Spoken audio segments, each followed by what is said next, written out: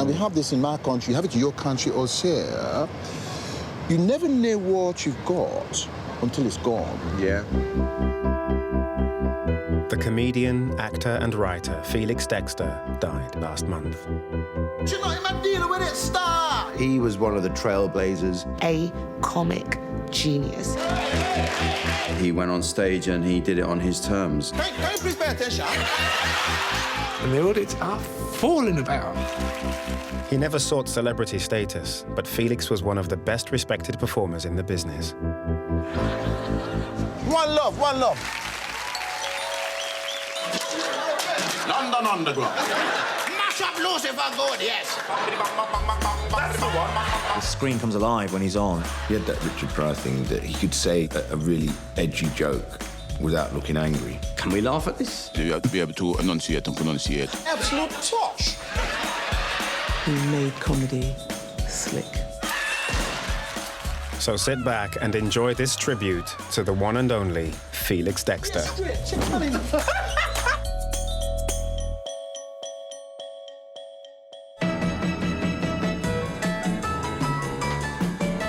At the age of 7, Felix came to Britain with his mother from the island of St. Kitts. Most people who come to this country from the Caribbean, their families are going to go to Brixton, St. Paul's, Handsworth, Moss Side, what have you, and so on. Felix ended up in Surrey.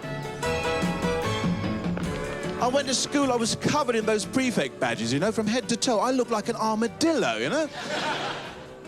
Although Felix told his friends very little about his background, it's clear his childhood was far from typical. Lots of black British people have the experience of being, you know, the only black person at school or whatever, but normally they would have that experience in a working class context. Felix was having that in a very middle class context. So that's going to make you a bit different. Being in the geography lesson, every time there was an issue about a tropical region, it was always, oh, Felix, you should know this. You come from a hot country. Oh, yes, mate, it's very hot in Guildford, isn't it? Felix went to law school in London and was training to become a barrister when he decided to give it all up and try his hand at stand-up comedy. Felix's mum, a mild coronary would probably be an understatement. You're going to do what? Comedy. Once he's set his mind to do something, he's going to go ahead and do it. Felix began performing in the 80s at the height of the alternative comedy scene. He had a 10-minute open spot, and he absolutely stormed it. He went straight from a 10 minutes into a full 20. He was that good. What a right on lot you are, that's beautiful. That's nice, you're right on, you're my type of people because I can feel it, I can feel it. You're anti-racist, you're anti-sexist, you're right on. You're vegetarian. You're the sort of people who probably say, oh, no, don't say the word black, don't say black person, say high melanin content person. Baba, high melanin content sheep, have you any wool?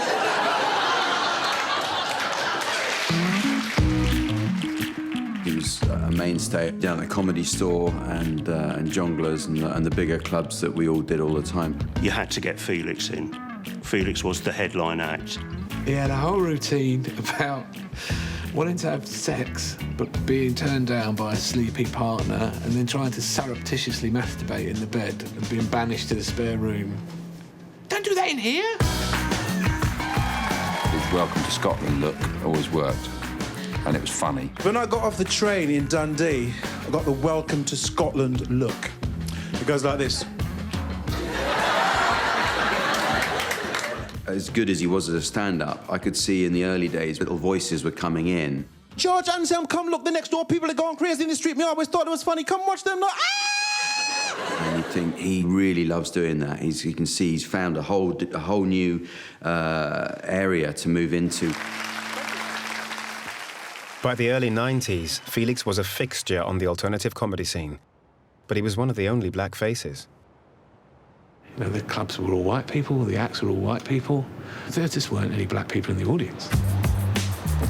So when a new black comedy circuit began to emerge, centered around the Hackney Empire, Felix's comedy found its home. She's sitting there with the man, she's not saying anything at all because she knows the man has not given her authority to speak. When we started the black comedy circuit, there was always this rumour that there was this other black guy on the circuit and it wasn't Lenny Henry. And so we were like, who is this guy that we're hearing about? The first time I saw Felix was at the Hackney Empire. And I walked out thinking, I like this man, I'm gonna remember him forever. As the black comedy scene grew in popularity, television executives began to sit up and take notice. 1991, a groundbreaking new comedy sketch show was launched. It's all been quite a shock. Quite. Now, if you could just tell me in your own words how it happened. It was a damp and moonless night. My heart fluttered like a caged bird as I walked through a deserted churchyard. The Real McCoy was the first black sketch show written by African Caribbean people and performed by them. Ladies, please don't take the weave seriously. Everybody said, OK, this is the turning point for black comedy. It's found a show that told their story, and told their story funny. You know, it wasn't depressing, it wasn't about no issues of difficult, it was just funny. Felix came on board in Series 3, which, in my opinion, is when it really got its legs. Everything he did was sort of magic. I mean, he had the characters that he evolved. You didn't really have to find anybody to work with him. He kind of came in with the characters. The Real McCoy was where Felix's character comedy really took flight. The first one that I remember him introducing was the barrister lawyer. I'm Douglas, and this is my club. When I heard about your programme, I thought, absolutely marvellous idea, it really was. And he just started to speak, and the crowd went crazy. Racism in Britain today, wonderful, wonderful, absolutely lovely. But it is, yes, of course, it's a really big problem, enormous problem. Big, enormous, tremendously big problem, yeah. I think we had to do about 2 or 3 takes so it didn't sound like canned laughter. I lapsed into the vernacular, you know, blouse and skirts, box bottom, beat down Babylon, go on my brethren, and so on and so forth. Brass cloth I am out. There are nuances and little phrases that you can pull out that have reduced the room to fits, which would leave a white audience thinking, why is that funny, you know? And I think it gave him a freedom to be somebody that maybe he wasn't able to really be in the clubs that we play. And I'm thinking, the church people are going to be so upset with you. You've gone too far, you've gone too far. He does take you to the point where you think, is he? Yes. Oh! And then you could just go, And that's what makes a brilliant comedian. It challenges you. He makes you laugh even though you don't think you should be laughing. That's a great comedian. Excuse me. I'd just like to say something. My name is Nathaniel. I'm from Lagos and I'm studying accountancy. Felix was never afraid to be subversive, particularly with Nathaniel, the Nigerian accountant come cab driver. And what I'd like to do is to teach some of you West Indians, especially the Jamaicans, how to speak the Queen's mother's language. How to speak the Queen's mother's language. He was a Caribbean man playing an African, ridiculing West Indians. So, you know, this character was a one-off. What I've noticed, you're mucking about with your H's all the time. What you are doing, if there is an H in front of the vowel, you are taking it away. And if there's not supposed to be one there, you are putting one in.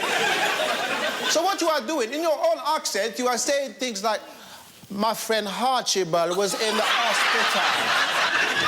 They are keeping him in overnight for an observation because he's having an operation on his hernia. It wasn't done with spite or even real ridicule. It was done with a sense of, I suppose, love. But as the nation embraced his many characters, those closest to him knew very little of the private man. It was always good to see him, have a bit of a chat, do your act, and then he'd go. I produced 2 national tours for him. I slept in his spare room and I gigged with him for 20 years and I still hardly knew him.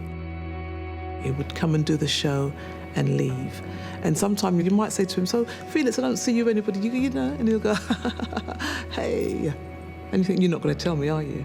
He was just a kind of an island. You create characters to hide away, and, you know, I remember talking to a therapist years ago when I first started saying, oh, characters are dodgy, you know. And I said, what do you mean? He said, well, you want to hide in different characters. And I think he was a very classic example of that. It's Floyd, all right? Nice.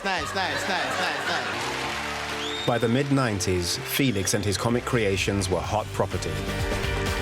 He was playing cameo roles on all the big comedy shows.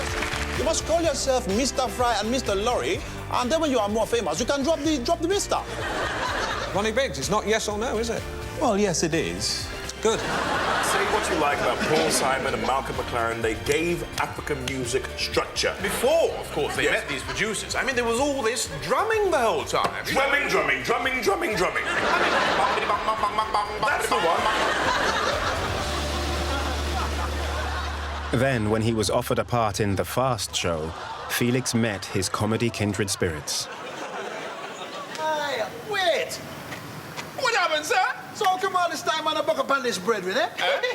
We needed someone who could do a very convincing urban slang. Last time, though, I was in a dance clash, song clash, by God, Ninja Man, every song, every... Paul and I, not being from the streets, shall we say, we didn't presume to write the script ourselves, so we needed to find someone who could write and could improvise.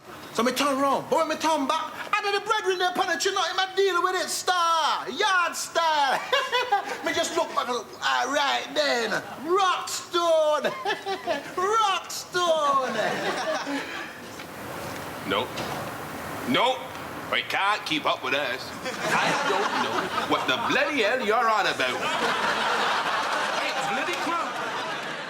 We actually developed a sort of professional relationship from then on because he asked me and Charlie to script edit a pilot that he'd done of his own show.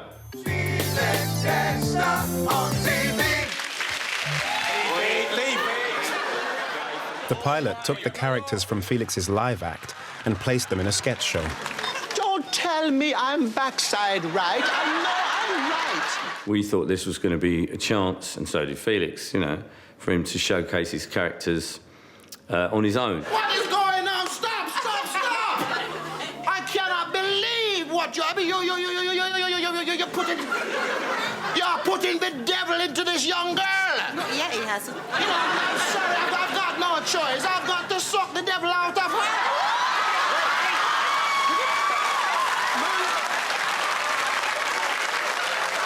Boost it up, balls. The show went out in September 1995, but it wasn't picked up as a series. I personally believe there was disappointment in that not working out for whatever reason. On the back of doing his sketch show, he did try and develop the lawyer character. Respect. A year later, Felix was given a second pilot. Please take a seat, Mr. Johnson. It was a sitcom featuring Douglas, a well-to-do lawyer all at sea in multicultural Britain. Douglas is kind of him, I think. I think it is. He was lampooning himself as much as anything else. He was lampooning the black guy who doesn't actually eat curry goat and rice every Saturday. You know, why should he? Hello, brother. Brother? What the hell are you talking about? Since when is me and his family? I'm most dreadfully sorry. It's just that as we are of the same hue, I thought that there might be some cultural solidarity, at least. Same hue? Cultural what? Show me your damn ticket. Like the sketch show, Douglas wasn't commissioned as a series. I saw him at the BBC once, and we was talking about it, and he was so gracious. It was almost like he missed his bus. He didn't get the bus. It was always like, okay, never mind. Let's just keep moving. And I remember saying, Felix, if you don't get it, then we might as well give up. Because if there's anyone of the black comedy circuit that should have got their own show, Felix. People have always recognised Felix, but whether they quite realised what he was capable of, you know, some of the executives perhaps didn't realise that. he was one of those performers who far too many people missed through short-sightedness, through the status quo. There's 1,000,001 reasons why not enough people saw Felix Dexter, and none of them was his. When I was in school or in the barber shop, the constant conversation piece would be, why hasn't Felix got his own show? When Jason worked with Felix a decade later, he got the chance to ask him about it. He could have played the race card in his answer to me, but he didn't.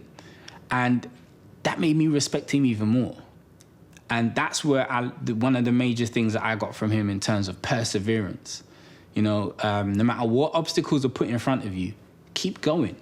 Keep going. Was there any suggestion that she The next few years were busy ones for Felix. Bit of a saint. As well as touring his live show, he took on a variety of acting roles for television. You're a homosexual fellow? How many ages hence will this our lofty scene be acted over? Every man! Away! People are often surprised when it turns out a comedian can act, but it's all in there. Different voices that emerge through the stand-up. You know, that is acting. That's what it is. Felix also began to work in theatre. He performed with the Royal Shakespeare Company and at the Young Vic. In 2004, he appeared in a production of One Flew Over the Cuckoo's Nest, along with a dozen other comedians. You can imagine with a company mainly made up of comedians, there's always the danger that it turns into a bit of a kind of stand-up showdown. I mean, I took my cue off him because he's the man who's been there, he's done it. And I'm going, oh, I can't play the fool if he's being, you know, very, very serious. And I just remember that Felix just always be this very relaxed, very calm, very wise kind of voice at the heart of it. Always taking the work seriously. And I knew him as an actor and not as a comedian. In 2006, Felix rejoined his old friends Paul Whitehouse and Charlie Higson on a radio show called Down the Line. Quite a simple idea, really, which is just a spoof radio show where all the characters that call in can vent their spleen. I'm going to help the environment, yeah? Yeah. Can be politically incorrect. I had a very bad problem, and it was never diagnosed. Right, what, dyslexia or something like that? No, I was blind. But they're all played by performers that we like. Felix Dexter. Felix Dexter, obviously, is very good at doing the black characters. Yes. You cannot progress in education unless you have the clarity of speech, right? No. One of the most important things you have to be able to do. We live in a multicultural society, so as well as acknowledging it, we should also be able to laugh about it. And Felix had already opened the door. Listen, mate, listen. I've got a lot of black mates, all right? I couldn't care if you've got friends in Jamaica, in Brixton, and the Black and White Minstrel. You are parking the wrong place. Move the car, remove it from here. Over the course of this series, I've travelled the length and breadth of Britain, and I've met some diverse and fascinating characters. Down the Line was reincarnated for television as Bellamy's People, a spoof celebrity travelogue fronted by an earnest young journalist, Gary Bellamy. Gary Bellamy. Are you that? I'm that. Check one this now. Check over here. Look, I like your pumas. Eh? No, that's panthers. No, that's lion. No, that's a panther. No, man, that's a black lion. We are talking about, eh? You can't get black lions. Well, you argue with me about whether it's a panther or lion. That's a lion. Yeah. It's an unmade. The show was entirely unscripted and played to all of Felix's strengths. Really? Square inch. Yes, straight. Check money. It's all completely spontaneous and improvised. That's an amazing skill. And to make these characters so different and to give them all their own personalities, but also their own language. On one side is Scylla, and the other side is Charybdis, the whirlpool and the monster. Only Argonaut reach through. He knew these characters so well, he got inside them so well, and he knew how their minds worked. Little custom wire. He could go on all day in one character, and that was sometimes a problem. We had to stop him. So Felix, we've only got a half-an-hour show. It's a great pleasure to meet you. I'm the gentleman that you are going to. Nice to meet you. Right, okay. Nice to meet you too. Hello. Yes, it's marvellous. So, in my opinion, No, we haven't started yet. One second. One of the stars of the show was Felix's character, Julius Olufemwe. Listen, we need to put a microphone on. okay. Eternal student and rampant Anglophile. Hold on a moment. We won't be able to hear you if you don't put that on. Calm down. Stop it. So, Julius, why have you brought me here?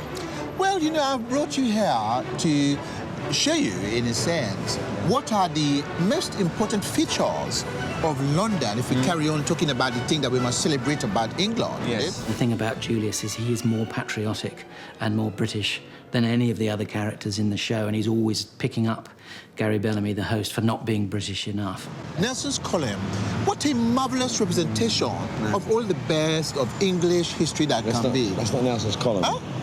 No, that's Nelson's column. No, Nelson's column's in Trafalgar Square. Please. No, it doesn't matter. It's virtually the same as him. We were talking about what it meant to be British, and he was saying that I think we'd lost that. And I said, well, what about the Jubilee? That was a very British, great thing. And then it somehow got round to Brian May played on the roof of Buckingham Palace. Brian May was on top of the palace playing God Save the Queen. What could be more British than that? And how long was he doing that? For about 2.5 minutes. There you go. Winston Churchill will be disgusted with you. Brian May should be paying for an hour, 3 hours, but 5 hours. I'm laughing. He does not crack. He is that person, and he just keep going with it.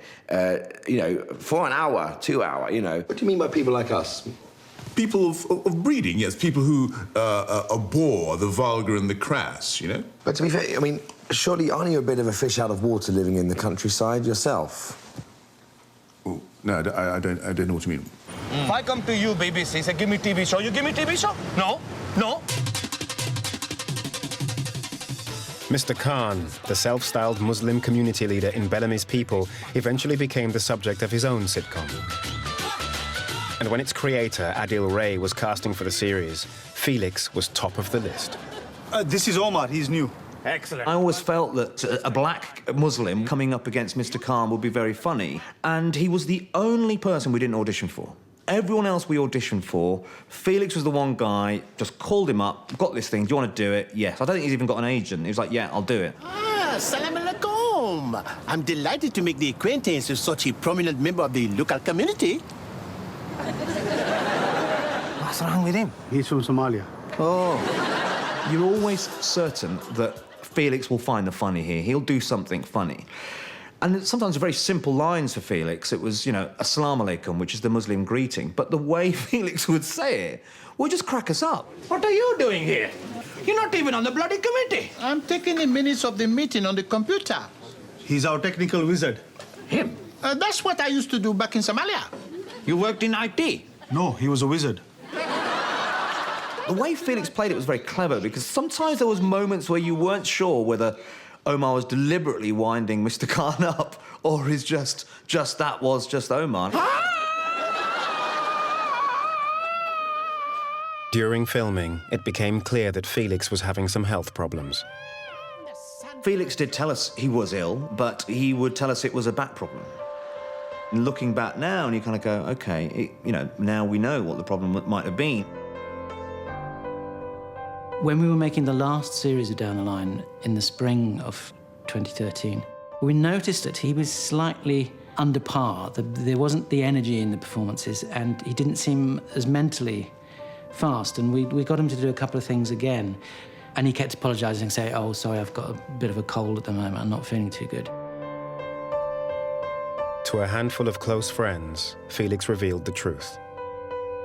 When he called me, I honestly thought he was ringing to wind me up about Arsenal being top of the league. I saw his name come from my phone. Felix. Ooh. I said, oh, hi, Felix. I know you've not been well because I've heard about your back. So what's going on, blah, blah. And that's when he said, well, Judith, basically I'm dying. There was no wind-up, there was no punchline, and he said, I've got this multiple myeloma, and he'd had it for a long time. By the time his friends learned about it, Felix's cancer had reached its final stages. I went to see him a few times, and I did sort of broach the subject of the fact that he was a guarded person, and all got got very emotional.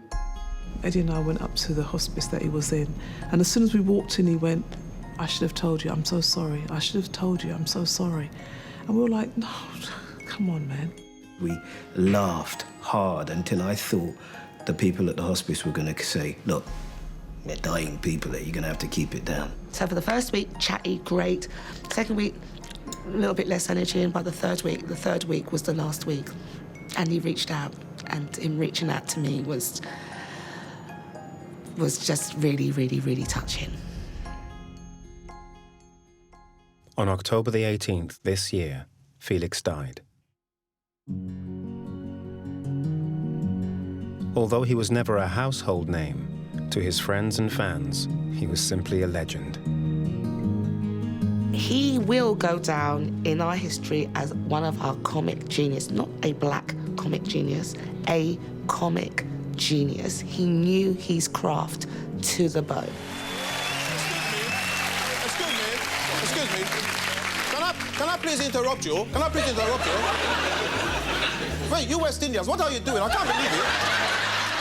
He invited everyone to laugh, you know, black, white, whatever, wherever you were from. You know, I think his legacy is he was one of our finest character comedians. I was raving last night, you know, and, well, you see, a whole heap of my spars come my way. And, well, we mash up the place. For me, he was good enough to be the star of the show, but, you know, he was still happy enough to play his position, and he wouldn't let that kind of get in the way of being professional and doing a good job, because, you know, his work speaks for itself. Baby love. Yeah. You're feeling nice? Give a little structure here like that, right? Yeah. And then start with the thing. It's just a shame that that he didn't get a chance to see this and to see what people thought about how people sort of love him and how they'll miss him.